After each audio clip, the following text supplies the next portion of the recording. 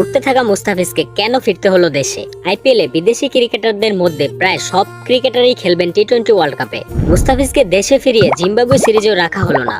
আপনাদের কি মনে হয় বিশ্বকাপের আগে মুস্তাফিজকে এতদিনে বিশ্রাম রাখাটা কতটুকু যৌক্তিক? এবারের আইপিএল মৌসুম সম্পূর্ণ কাটাতে পারলে মুস্তাফিজের আইপিএল ক্যারিয়ার অন্যরকম হতে পারত, যেখানে মুস্তাফিজ তার বোলিং নৈপুণ্যে জয় করে নিয়েছিলেন চেন্নাই সুপার কিংস এবং চেন্নাইয়ের ভক্তবৃন্দদের। তাই মাঝপথে আইপিএল ছেড়ে দেওয়াটা কোনোভাবেই মেনে নিতে পারছেন না চেন্নাই সুপার কিংস এবং চেন্নাই সুপার কিংসের ভক্তবৃন্দরা।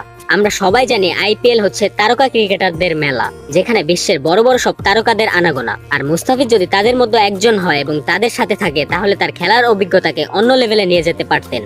সেই অভিজ্ঞতার উপর ভিত্তি করে ওয়ার্ল্ড কাপে ভালো কিছু করতে পারতেন। কিন্তু কেন তাকে দেশে ফিরতে হলো, এমন প্রশ্ন অনেকের মাথায় ঘুরপাক খাচ্ছে। বিসিবির এমন সিদ্ধান্ত কার কার সঠিক মনে হয়েছে আপনারা কমেন্ট করে জানাবেন। আর কারা কারা চেয়েছেন মুস্তাফিজ পুরো আসর খেলুক, তারাও কমেন্ট করে জানাবেন। তো আজকের ভিডিওটি এই পর্যন্তই। খেলাধুলার সকল আপডেট পেতে আমাদের চ্যানেলটি সাবস্ক্রাইব